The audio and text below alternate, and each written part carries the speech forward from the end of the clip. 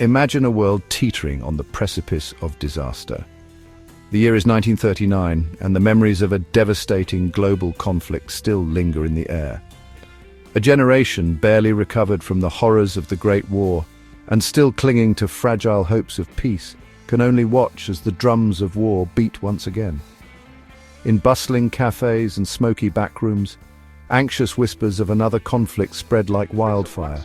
Rumors of armies on the move, of treaties unraveling, of another storm gathering over Europe. Europe, a continent scarred but not broken, braces itself for the storm to come. The Treaty of Versailles, meant to ensure peace, had instead sown the seeds of resentment, a document whose harsh terms planted the very seeds of vengeance now beginning to bloom. Germany, burdened by crippling reparations and territorial losses, seethed with anger and humiliation. The victors of the Great War, Britain and France, clung to the hope of a lasting peace, but their resolve wavered in the face of rising aggression. In the heart of Europe, a new and dangerous ideology took root. Adolf Hitler and his Nazi party, fueled by nationalist fervor and dreams of restoring Germany to its former glory, promised a return to greatness. Their message resonated with a population desperate for hope, but their ambitions extended far beyond mere recovery.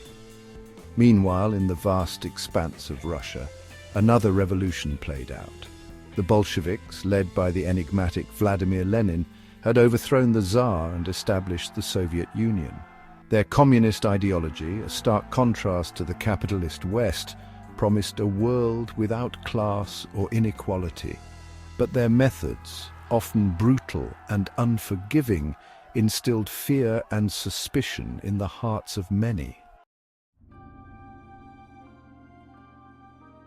On the world stage, a deadly game of chess was about to unfold, with nations as pawns and the fate of millions resting in the hands of ruthless grandmasters.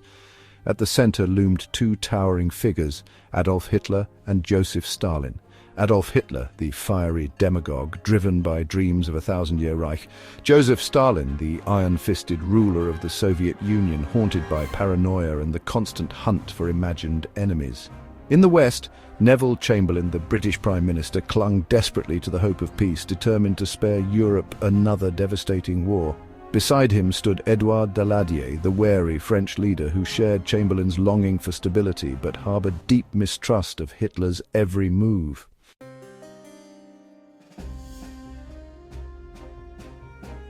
The world watched in uneasy anticipation as Hitler, emboldened by his early successes, grew bolder in his ambitions. He had already defied the Treaty of Versailles by remilitarizing the Rhineland, a gamble met with little more than a slap on the wrist from the Western powers. This apparent weakness, this unwillingness to confront him, only fueled his belief that he could continue to push the boundaries without consequence. In 1938, Hitler set his sights on Austria, a nation he saw not as a neighbor, but as a rightful piece of Germany. The Anschluss, as it was known, was swift and brutal. Austrian Nazis, emboldened by their German counterparts, seized control of the government, paving the way for a bloodless annexation. The world condemned this act of aggression, but their words rang hollow. Hitler had called their bluff, and they had blinked. Emboldened, he turned his attention to Czechoslovakia, specifically the Sudetenland, a region with a large German-speaking population. The Sudetenland crisis brought Europe to the brink of war. Hitler, using a combination of threats and promises, demanded the territory's cession to Germany, wrapping his threats in the language of ethnic unity and national destiny. Chamberlain and Daladier, desperate to avoid conflict, agreed to meet with Hitler in Munich in a last-ditch effort to broker a settlement and pull Europe from the brink.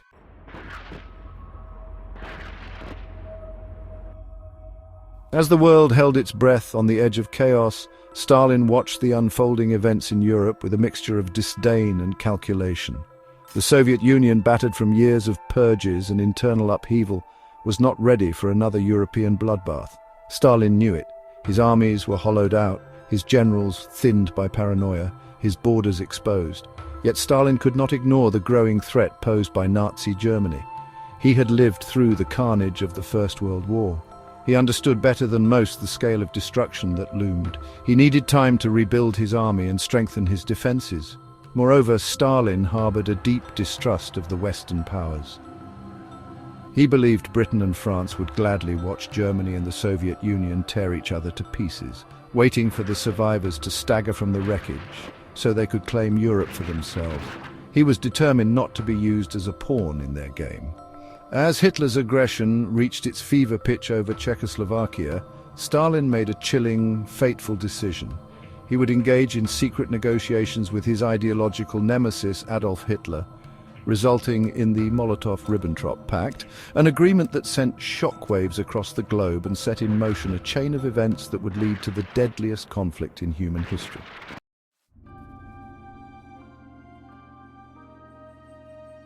The 1930s dawned on a Europe still reeling from the Great War. The old order lay shattered, replaced by a fragile peace. The Soviet Union emerged, ruled by Stalin's iron fist. The capitalist West viewed it with suspicion. The Great Depression fueled extremist ideologies. Charismatic leaders in Germany, Italy, and Spain exploited this turmoil.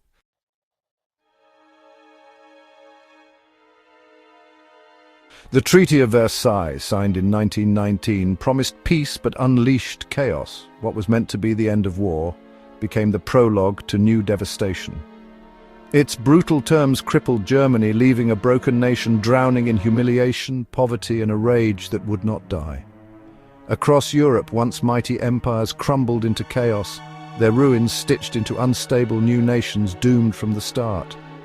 The League of Nations, a frail and feeble creation, watched helplessly as hatred festered and new storms gathered. Far from ending conflict, the treaty lit the fuse for an even greater catastrophe.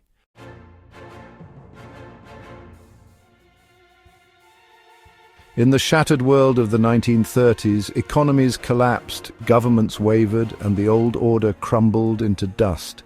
Out of the wreckage, new ideologies rose, fierce, unforgiving, and seductive.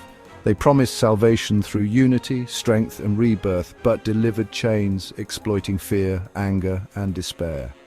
Nationalism, militarism, and a violent rejection of liberal democracy became rallying cries for those desperate to escape the weight of war and depression. Across battered nations, the seeds of tyranny found eager soil, and the world, still wounded from one catastrophe, marched unknowingly toward another.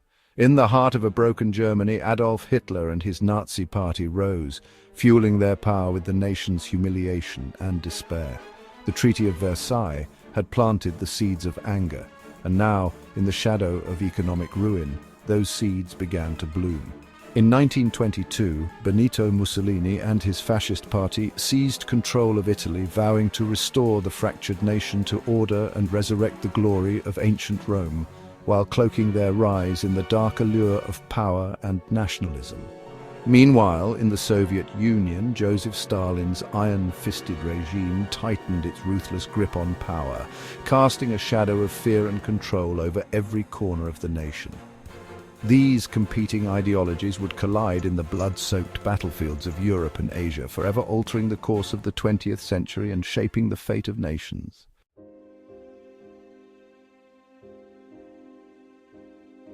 The Spanish Civil War, which erupted in 1936, served as a tragic prelude to the Second World War, a brutal arena for testing new cutting-edge weapons and tactics, and a stark illustration of the growing ideological divide engulfing Europe. The war pitted the democratically elected Republican government against a nationalist faction led by General Francisco Franco, who sought to overthrow the Republic and establish an authoritarian regime. The conflict quickly escalated into a proxy war, with Nazi Germany and Fascist Italy providing crucial military support to Franco's forces, while the Soviet Union offered limited assistance to the Republicans.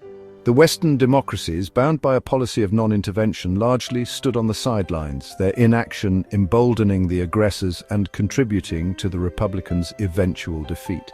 The Spanish Civil War had a profound impact on international relations, exacerbating existing tensions and hardening ideological divisions. For Hitler and Mussolini, the conflict provided an opportunity to test their military capabilities and to expand their influence in the Mediterranean. For Stalin, the war confirmed his suspicions about the West's unwillingness to confront fascism and fueled his desire to secure the Soviet Union's borders. The war also witnessed atrocities committed by both sides, including the indiscriminate bombing of civilian targets and the mass executions of political opponents. The bombing of Guernica, a Basque town destroyed by German and Italian aircraft in support of Franco's forces, became a symbol of the horrors of modern warfare and the dangers of appeasement.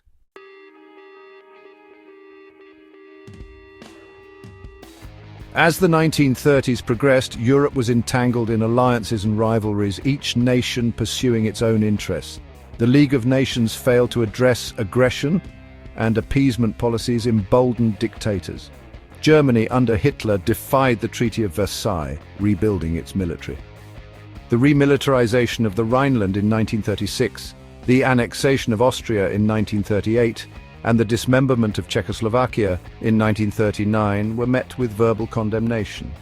Italy, under Mussolini, sought to establish a new Roman Empire.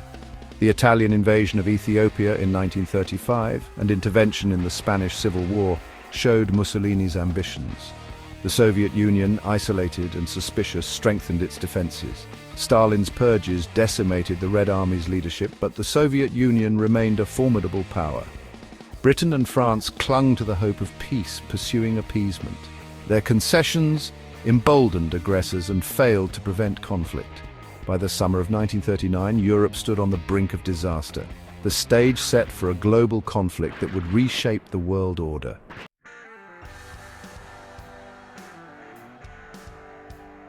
While the world watched Hitler's increasingly bold moves, a different kind of drama was unfolding behind closed doors. Away from the glare of newsreels and the lofty declarations of diplomats, a perilous courtship was unfolding.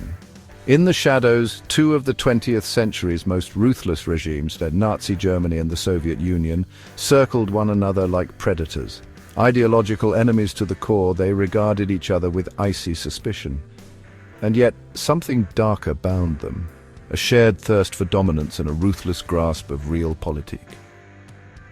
Their first overtures were cautious, almost ghost-like, cloaked in secrecy, denied by all. In smoky backrooms and through coded telegrams, whispers of contact began to surface, fueling speculation and unease. Rumors seeped through embassies and foreign ministries like smoke before fire. The very idea of a Nazi-Soviet pact seemed unthinkable. Nazi Germany and the Soviet Union, bitter ideological enemies, suddenly bound by a treaty that defied of every expectation and betrayed every principle each regime claimed to uphold. Yet, beneath the surface of ideological animosity lay a cold, calculating pragmatism on both sides, blurring the line between ideology and ambition into nothing. For Hitler, a pact with Stalin offered a way to neutralize the Soviet threat in the East, freeing his Wehrmacht to unleash blitzkrieg on Poland and then pivot toward France to expand his empire westward without risking a two-front war. The Soviet Union, with its vast resources and manpower, represented a formidable foe, one that Hitler was not yet prepared to confront directly. Stalin's calculus was colder still. By aligning, at least temporarily, with Hitler, he bore breathing room and a chance to reclaim territories lost after World War I, and to extend Soviet influence westward without firing a shot. At least not at first. He harbored no illusions about Hitler's ultimate intentions, but believed that a pact with Germany would delay the inevitable conflict, giving him precious time to rebuild the Soviet military and consolidate his power.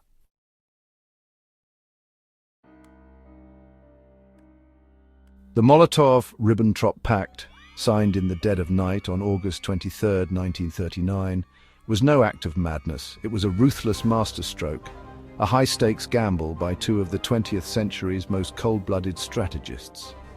Hitler viewed the Soviet Union as an obstacle to German expansion. He had long dreamed of conquering the East and turning the Soviet Union into living space for his Reich. But not yet. Not while Britain and France might come to Poland's defense. Not with the specter of a two-front war. The pact gave him exactly what he needed: Stalin's silence. Stalin, meanwhile, watched Europe tilt toward chaos and saw opportunity. He didn't trust Hitler any more than he trusted the British or the French, but he trusted time, and the pact bought it. The Red Army was still crippled from purges, its officer corps hollowed out. Stalin needed months, maybe years, to rebuild.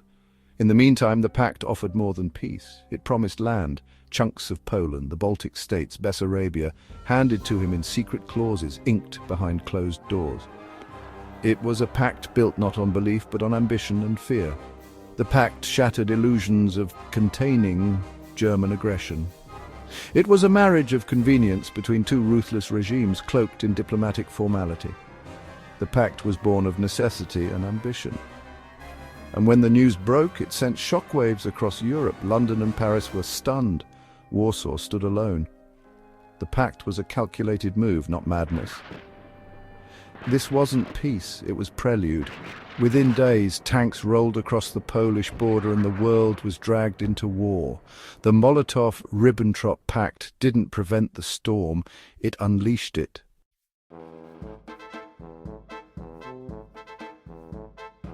The negotiations were a high-stakes game of deception. Germany's Joachim von Ribbentrop, eager to prove his worth, saw the pact as his chance to make history. The Soviet side was represented by Vyacheslav Molotov, a seasoned negotiator known for his ruthlessness. The talks were shrouded in secrecy and suspicion. Each side presented a facade, hiding their true intentions. The fate of nations hung in the balance. Every concession was met with suspicion. The pressure was immense.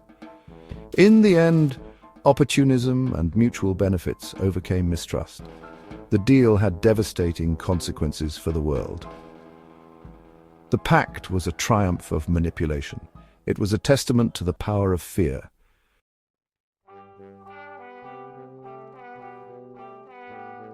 The Molotov-Ribbentrop Pact shocked Europe, leaving diplomats scrambling and alliances faltering.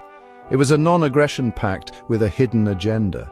A secret protocol divided Eastern Europe into spheres of influence as Hitler and Stalin treated Eastern Europe like a chessboard. Finland, Estonia, Latvia and Eastern Poland fell under Soviet control. Lithuania and Western Poland were designated for Germany. The pact was laced with economic deals that fed the engines of Germany's war machine. Behind closed doors, empires carved up the world with icy precision, a silent promise of blood and conquest. It was not diplomacy, but damnation, a cursed agreement that dragged humanity into the abyss of World War II. A pact not written in ink, but in shadow and death, a chilling handshake with the devil himself.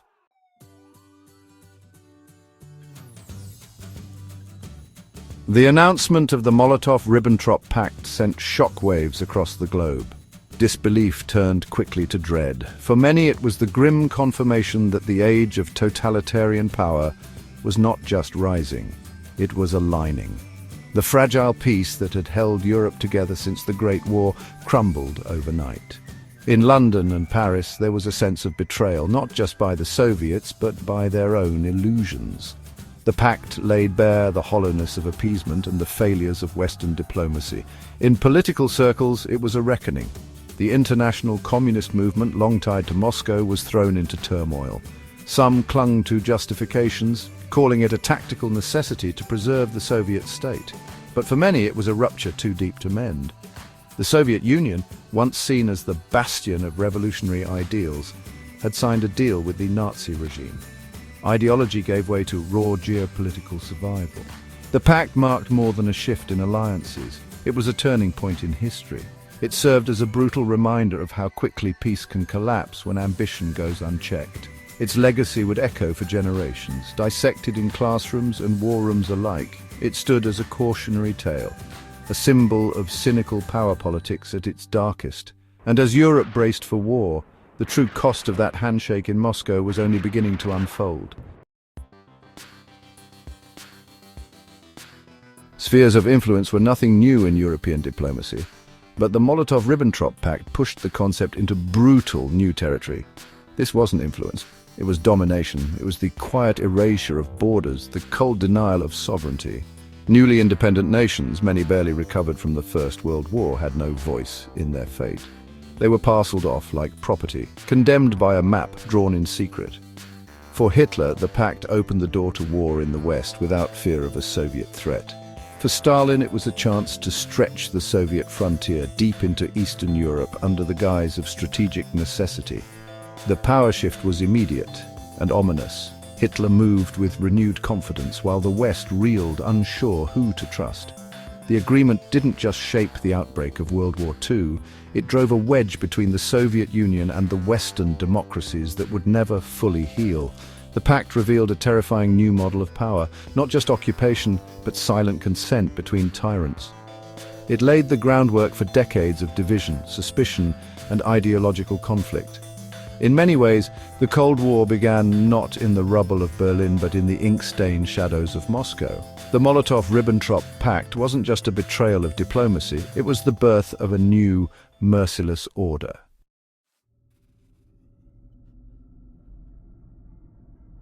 At dawn, on September 1st, 1939, 1 week after the pact, the German war machine roared to life, marking the beginning of World War II.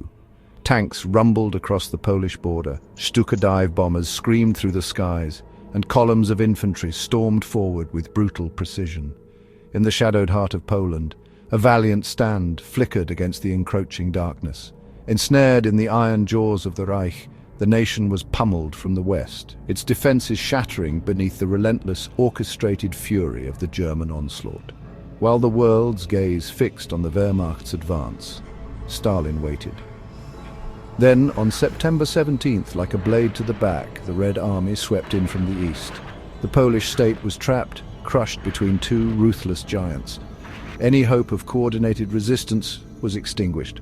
Polish units, confused and overrun, faced an impossible choice: surrender to the Germans or fall into Soviet hands.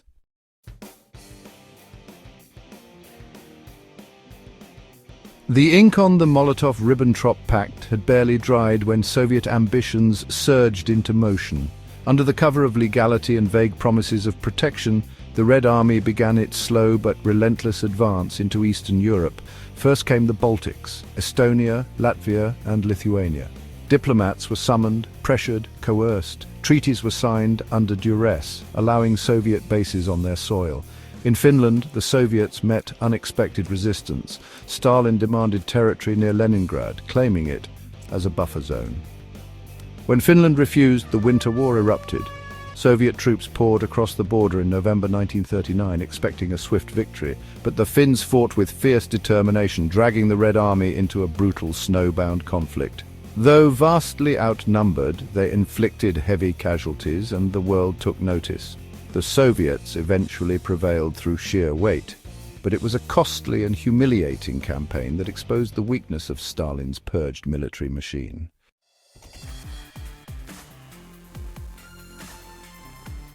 The invasion of Poland unveiled a terrifying new form of warfare, blitzkrieg, or lightning war.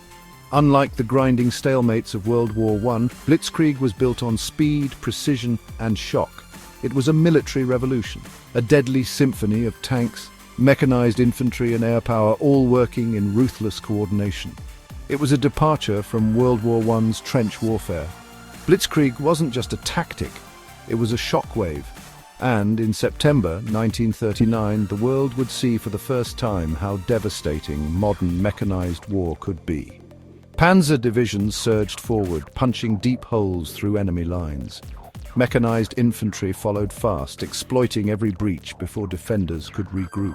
Overhead, Stuka dive bombers howled down like steel predators, hammering enemy positions and spreading chaos along the front.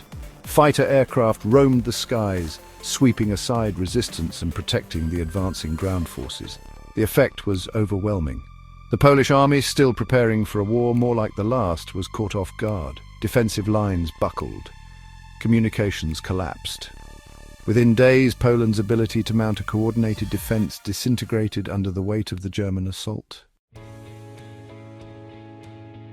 As Poland crumbled under the combined weight of the German and Soviet invasions, the Western Front settled into an eerie stillness. For months, Britain and France had clung to the desperate hope that diplomacy might hold Hitler back.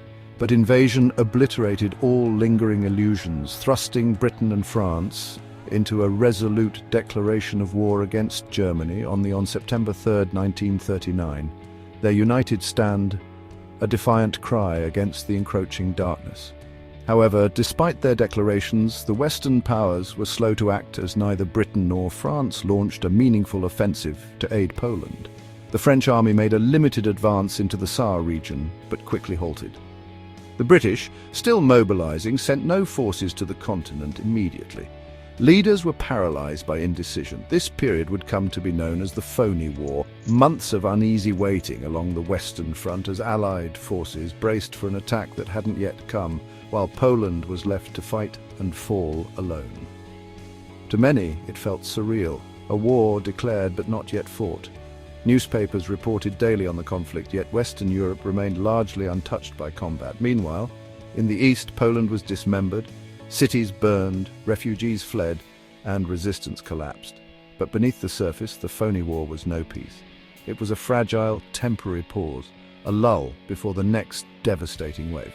Along the Maginot Line, a formidable defensive barrier, French soldiers dug in behind concrete fortifications, watching the German border but launching no major offensives. The small but growing British expeditionary force arrived cautiously on the continent, reinforcing French positions but hesitant to strike. In the skies, Royal Air Force bombers dropped leaflets over German cities. Propaganda, not bombs. Politicians debated, generals planned, and civilians on both sides waited, holding their breath for the storm they knew was coming. Hitler, for his part, had no intention of sitting still, and when the next blow came, it would fall not on Poland, but on the heart of Western Europe.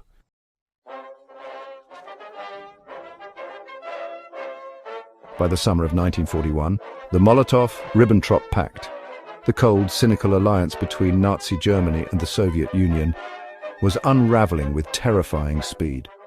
For nearly 2 years, Hitler and Stalin had maintained their uneasy truce. Behind the public non-aggression agreement, they had traded resources. Soviet oil and grain fed the German war machine, while Germany sent manufactured goods and military technology east. Both dictators watched each other warily. Knowing the pact was only temporary, each believed he could outwit the other. But for Hitler, the clock was ticking. He had swept through Western Europe. France had fallen, Britain was still standing defiant, and his gaze shifted eastward. To Hitler, the Soviet Union was never a true partner, it was the ultimate prize. In Mein Kampf, he had made clear his dream of Lebensraum.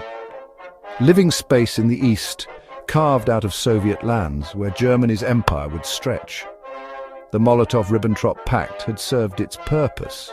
Now it was time to break it. Stalin, for his part, had convinced himself that Hitler wouldn't dare invade. Not yet.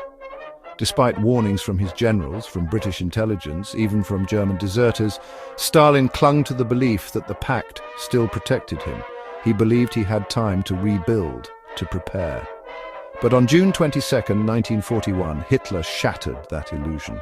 Operation Barbarossa, the largest invasion in human history, unleashed 3 million German soldiers, thousands of tanks and waves of aircraft across an 800-mile front. The Nazi-Soviet pact was dead, consumed in the fire and fury of betrayal.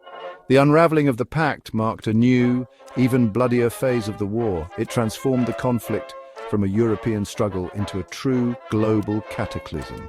And for Stalin, it was the beginning of a brutal fight for survival, against the very partner he had once trusted, however briefly, to buy him time.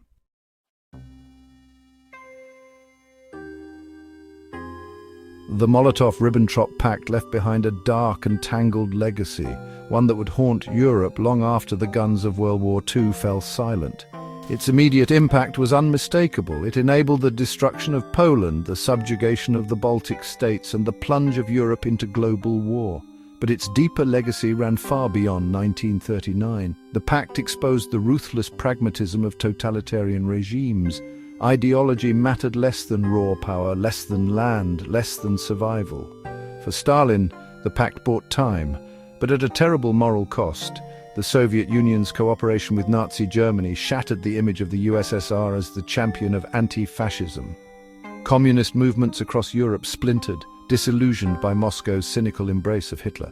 And when Hitler betrayed Stalin in 1941, the Soviets were left scrambling, unprepared for the sheer scale of the German onslaught. After the war, the scars of the pact shaped the map of Europe. The Soviet Union's post-war grip on Eastern Europe echoed the territorial ambitions first formalized in the pact's secret clauses. The Baltic states, the carving up of Poland, the Soviet push westward. These were not just the products of victory over Germany, but the echoes of a deal made in 1939. For the West, the pact remained a symbol of betrayal and brutality, a reminder of what happens when dictators are left unchecked and when power politics override principle. It poisoned relations between the Soviet Union and the West, sowing the seeds of mistrust and suspicion that would blossom into the Cold War, a decades-long ideological struggle that divided the world and pushed it to the brink of nuclear annihilation. The nations caught between Nazi Germany and the Soviet Union, their independence extinguished by the stroke of a pen, would spend decades under communist rule, their societies scarred by repression, economic stagnation, and the suppression of national identity.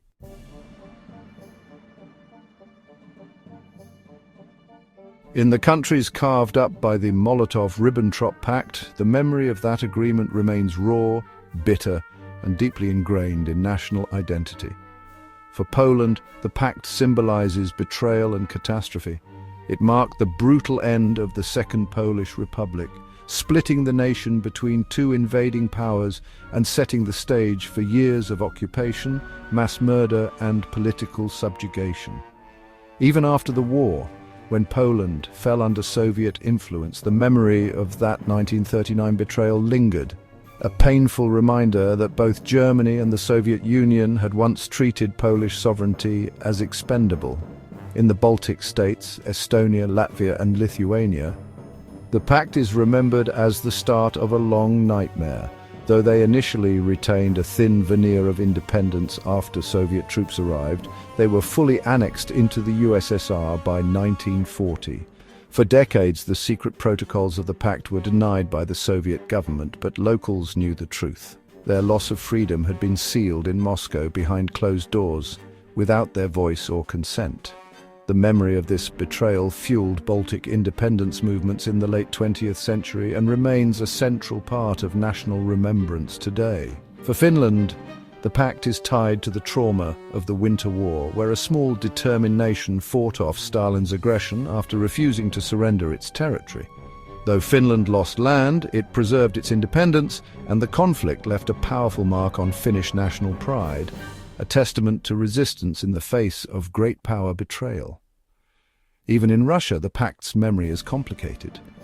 For decades, the Soviet regime portrayed the agreement as a necessary defensive move, downplaying or outright denying the secret protocols. Only in the late 1980s, during Glasnost, did Soviet authorities finally acknowledge the truth. Today, Russian official memory often frames the pact as a pragmatic necessity, forced on Stalin by Western appeasement, though many historians and critics still condemn its moral cost.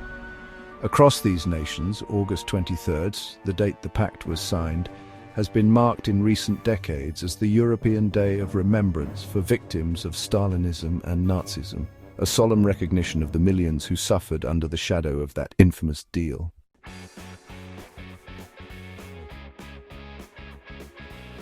The Molotov-Ribbentrop Pact offers several sobering lessons that continue to echo through history.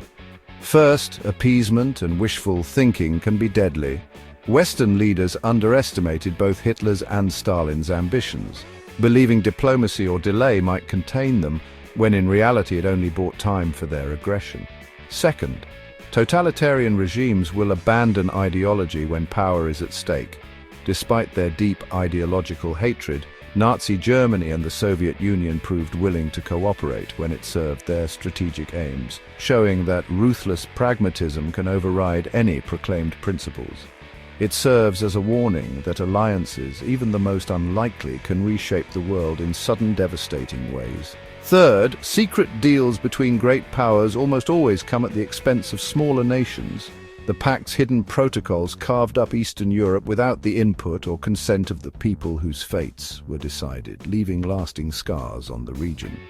Finally, alliances of convenience are inherently unstable. The Nazi-Soviet alliance collapsed as soon as Hitler saw an opportunity for greater conquest, demonstrating how deals built purely on tactical advantage can shatter with catastrophic consequences. The Molotov-Ribbentrop Pact stands as a brutal reminder. When power trumps principle, when tyrants make deals in the dark, it's the small nations and ordinary people who pay the price. Alliances of convenience may buy time, but they always come with a bill written in blood.